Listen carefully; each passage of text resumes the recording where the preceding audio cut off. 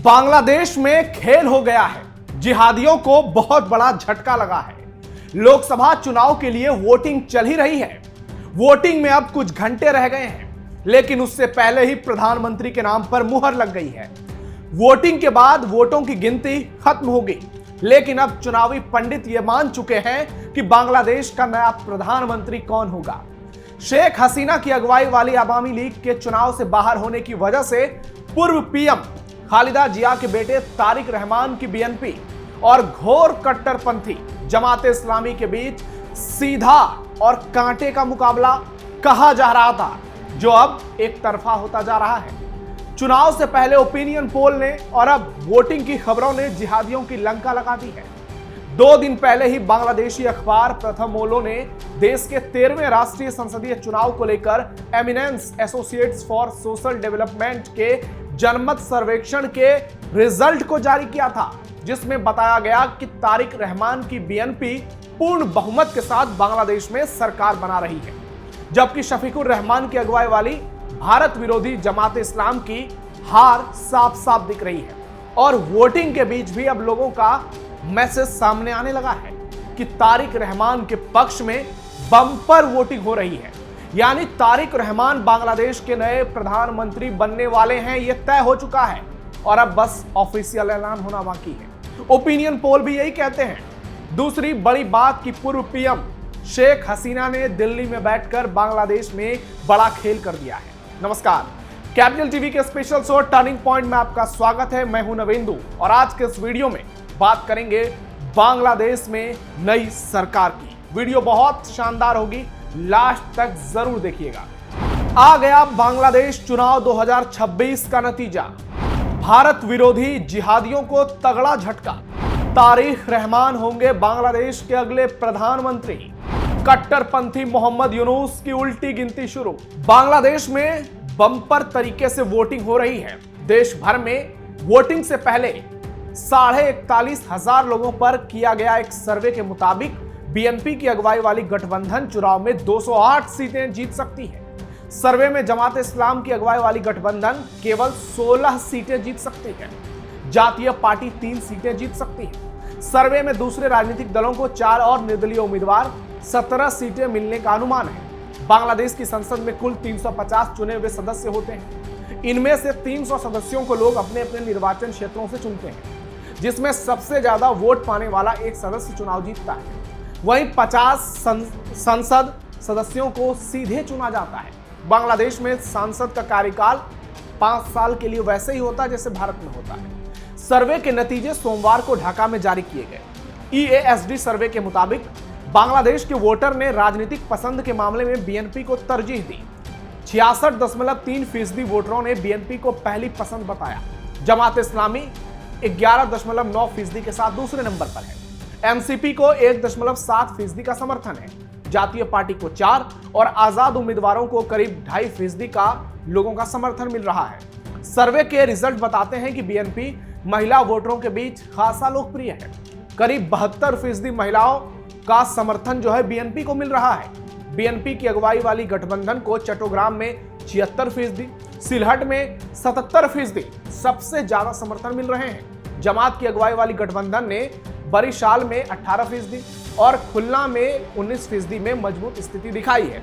और रुझान वोटिंग के बीच भी निकलकर यही सामने आ रहे हैं और इसमें एक बड़ा योगदान है बीएनपी का घोषणा पत्र। आम चुनाव में तारिक रहमान क्यों आगे? आपको भी लग रहा होगा कि तारिक रहमान बांग्लादेश में इतने आगे क्यों हो चुके हैं। इसका सबसे बड़ा कारण है शेख हसीना के बाद एक दमदार लीडरशिप की तलाश, जो बांग्लादेश के लोगों को जमात नहीं बीएनपी में दिख रही है। और उसका एक बड़ा फैक्टर तारिक रहमान का मैनिफेस्टो रहा, जिसके जरिए उन्होंने नया बांग्लादेश बनाने का मैसेज लोगों के बीच पहुंचाया और इस मैसेज को बखूबी डिलीवर करने में वो कामयाब हो गए। एक और जमात बांग्लादेश में अल्लाह का कानून लागू करने की बात कर चुका है, जिसके चलते नई पीढ़ियों को 10 पार्टियों के गठबंधन पर यकीन नहीं हो पा रहा।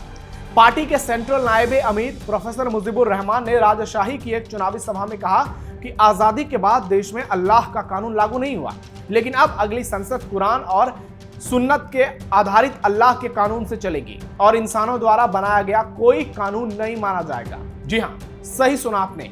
बांग्लादेश में आगामी चुनाव से पहले ऐसे बयानबाजी दिए गए और जमाते इस्लामी के सबसे बड़े नेताओं की ओर से।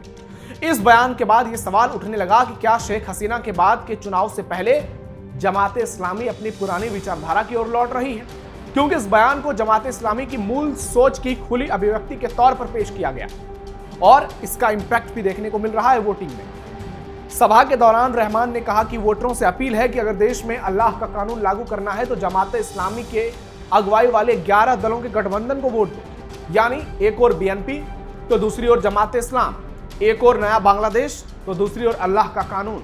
वहीं तारिक रहमान की पार्टी का घोषणा पत्र लोगों को उनकी तरफ खींचने लगा, जिसमें नया बांग्लादेश बनाने का दावा सबसे मजबूत है और यही अब वोटिंग में नजर भी आ रहा है। 2500 टका स्कीम ने बदल दी चुनाव की हवा।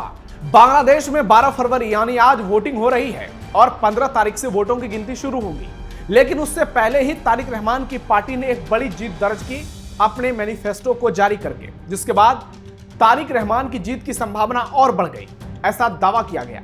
सरकार आने पर तारिक रहमान की पार्टी ने हर गरीब परिवार को हर महीने 250 टका देने का वादा किया, यानी भारत में आप रुपया कहते हैं, बांग्लादेश में वो करेंसी टका बन जाती है। साथ ही कई और बड़े वादे किए। घोषणा पत्र का थीम 2034 तक नया बांग्लादेश बनाने को लेकर रहा।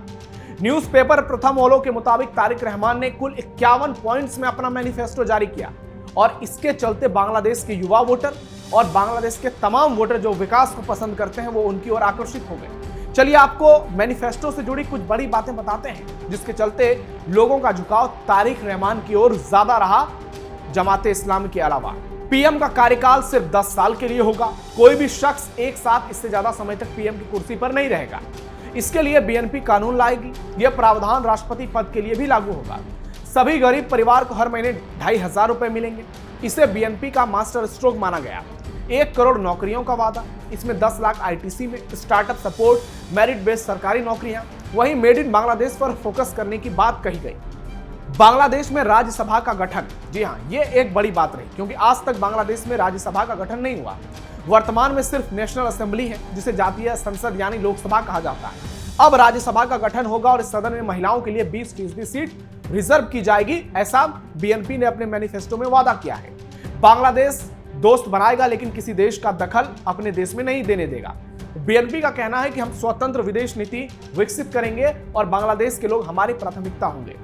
आर्टिकल 70 में संशोधन, यानी नेता दल बदल नहीं कर पाएंगे। 1 लाख स्वास्थ्य कर्मियों की बहाली की जाएगी।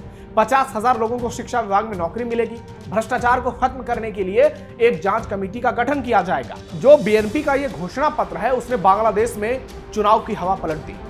और एक बड़ी बात है कि बीएनपी की घोषणा पत्र में शेख हसीना को लेकर कुछ भी नहीं कहा गया। इसका सीधा मतलब यह रहा कि पार्टी की नजर शेख हसीना की पार्टी के यानी अवामी लीग के कैडर वोटरों पर रहा, क्योंकि शेख हसीना भले ही बांग्लादेश से दूर भारत में है लेकिन उनके समर्थक आज भी बड़ी संख्या में बांग्लादेश में बहुत निर्णायक हैं और लग रहा है कि वो तारिक रहमान के पक्ष में ठोक के वोटिंग कर रहे हैं। बीएनपी को मिला शेख हसीना का समर्थन। बीएनपी के घोषणा पत्र में शेख हसीना का नाम तक नहीं होना बांग्लादेश की सियासत में एक सोची समझी और बेहद अहम रणनीति के तौर पर देखी गई, क्योंकि इसका सीधा संकेत था कि पार्टी टकराव की राजनीति से बचते हुए सीधे आवामी लीग के कैडर वोटरों को साधने की कोशिश कर रही थी। शेख हसीना भले ही इस वक्त बांग्लादेश की सत्ता और देश दोनों से दूर हो, लेकिन उसका राजनीतिक प्रभाव आज भी बांग्लादेश में जमीन पर देखने को मिलता है।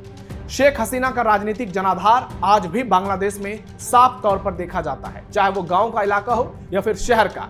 हर ओर उनके समर्थक बड़ी संख्या में मौजूद हैं जो चुनावी नतीजे में निर्णायक भूमिका अदा करते हैं। ऐसे में बीएनपी ये संदेश देना चाहती थी कि वो बदले की राजनीति नहीं बल्कि भविष्य की बात कर रही है। घोषणा पत्र में नया बांग्लादेश का विजन, गरीबों को आर्थिक सहायता, सत्ता पर नियंत्रण के लिए कार्यकाल की सीमा, रोजगार, शिक्षा, स्वास्थ्य और भ्रष्टाचार के खिलाफ कड़े कदम जैसे मुद्दों को प्रमुखता देकर बीएनपी ये दिखाने की कोशिश कर रही है कि वो किसी एक नेता या पार्टी के खिलाफ नहीं है बल्कि सिस्टम में बदलाव के एजेंडे के साथ मैदान में है। राजनीतिक जानकार भी यही मानते हैं कि शेख हसीना का नाम नहीं लेना बीएनपी के लिए एक मास्टर स्ट्रोक साबित हुआ और इससे शेख हसीना के समर्थकों में एक मैसेज गया कि आने वाले समय में अगर तारिक रहमान की सरकार बनती है तो उनके लिए वो स्थिति बेहतर होगी बजाय जमाते इस्लाम की। और इसी को देखते हुए बीएनपी को जबरदस्त तरीके से शेख हसीना के समर्थक वोट कर रहे हैं और जब ये वोटिंग खत्म होगी उसके बाद जब चुनावी नतीजे आएंगे तो उसमें शेख हसीना का एक बड़ा योगदान देखा जाएगा। शेख हसीना फिलहाल भारत में है। नरेंद्र मोदी और शेख हसीना के बीच की मीटिंग ने निश्चित तौर पर बांग्लादेश के चुनाव को पलट दिया है। शेख हसीना ने कोई मैसेज जारी नहीं किया, कोई ऑर्डर जारी नहीं किया, लेकिन जिस तरीके से वो खामोश रही और बांग्लादेश में मैनिफेस्टो जो आया तारिक रहमान का, उसमें शेख हसीना का नाम नहीं लेना बहुत बड़ा मैसेज कर गया। यानी बांग्लादेश में चुनाव हो ही गया।